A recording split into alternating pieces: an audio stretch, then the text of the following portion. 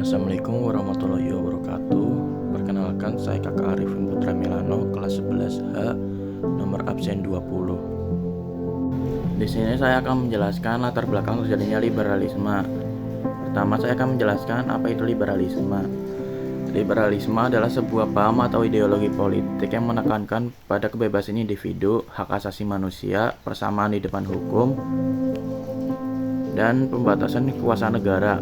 Paham ini lahir dari perubahan sosial, politik, dan ekonomi yang terjadi di Eropa selama abad ke-17 hingga ke-18, khususnya pada era pencerahan.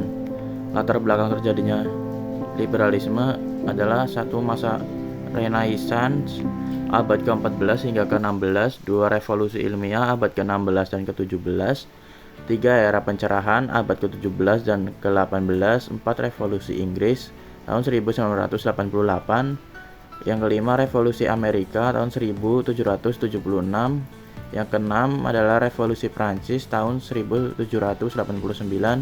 yang terakhir ada perkembangan ekonomi dan kapitalisme. Prinsip utama liberalisme adalah berfokus pada kebebasan individu, hak asasi manusia, pemerintahan yang terbatas, dan pasar bebas. Berikut adalah beberapa prinsip utama dalam paham liberalisme. Yang pertama, kebebasan individu. Yang kedua, hak asasi manusia. Yang ketiga, pemerintahan terbatas. Yang empat, kesetaraan di depan hukum. Kelima, pasar bebas. Keenam, pemisahan kekuasaan. Ketujuh, demokrasi. Demokrasi dan pemerintahan berdasarkan persetujuan rakyat. Yang kedelapan, toleransi dan pluralisme. Yang kesembilan, pentingnya pengetahuan dan pendidikan. Yang selanjutnya ada pengaruh liberalisme. Yang pertama, pengaruh dalam bidang politik. Contohnya pembentukan demokrasi modern. Liberalisme menjadi dasar bagi sistem pemerintahan demokratis di banyak negara. Ide-ide seperti kedaulatan rakyat, kebebasan berpendapat, dan pemilu yang bebas merupakan hasil langsung dari pengaruh liberalisme. Yang kedua, pengaruh dalam bidang ekonomi. Contohnya pasar bebas.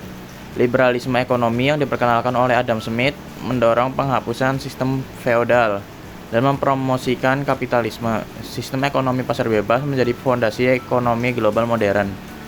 Yang ketiga, ada pengaruh dalam bidang sosial. Contohnya, kebebasan beragama. Liberalisme mendorong toleransi beragama dan pemisahan antara gereja dan negara. Hal ini memberikan ruang bagi masyarakat untuk mempraktikkan agama mereka tanpa tekanan atau diskriminasi. Selanjutnya ada tokoh-tokoh penting dalam liberalisme. Yang pertama ada John Locke tahun 1632 sampai 1704. Julukannya bernama Bapak Liberalisme. Karya utama Two Treatises of Government. Yang kedua ada Adam Smith tahun 1723 sampai 1790 yang diberi julukan Bapak Ekonomi Modern. Karya utamanya adalah The Wealth of Nations. Yang ketiga ada Voltaire tahun 1694 sampai tahun 1778. Yang keempat ada Montesquieu tahun 1689 sampai tahun 1755. Karya utamanya adalah The Spirit of Laws. Yang kelima ada Jean-Jacques Rousseau tahun 1712 sampai 1778 yang dikarya utamanya adalah The Social Contract. Selanjutnya saya akan membacakan contoh liberalisme di masa sekarang. Yang pertama ada sistem demokrasi modern. Contohnya negara-negara seperti Amerika Serikat, Prancis, dan Jepang menerapkan sistem demokrasi liberal di mana pemerintah dipilih oleh rakyat melalui pemilu yang bebas dan adil. Yang kedua, kebebasan ekonomi atau ekonomi pasar bebas. Contohnya Amerika Serikat dan Uni Eropa menganut ekonomi pasar bebas dengan prinsip kebebasan berbisnis. Yang ketiga ada kebebasan berpendapat dan media. Contohnya di negara-negara liberal seperti Kanada, Jerman, dan Australia, masyarakat memiliki kebebasan untuk mengungkapkan pendapat mereka tanpa takut akan represi. Yang terakhir ada contoh liberalisme pada masa lalu. Yang pertama adalah Revolusi Amerika tahun 1776. Apa yang terjadi? Revolusi ini mengakhiri kekuasaan kolonial Inggris di Amerika Serikat. Para pemimpin seperti Thomas Jefferson dan Benjamin Franklin mengadopsi prinsip liberalisme, terutama kebebasan individu, hak asasi manusia, dan pemerintahan yang berasal dari rakyat. Yang kedua, Revolusi Prancis tahun 1789.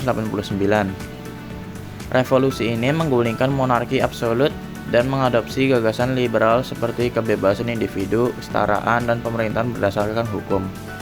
Yang ketiga ada abolisi perbudakan. Paham liberalisme mendorong penghapusan perbudakan di negara-negara barat.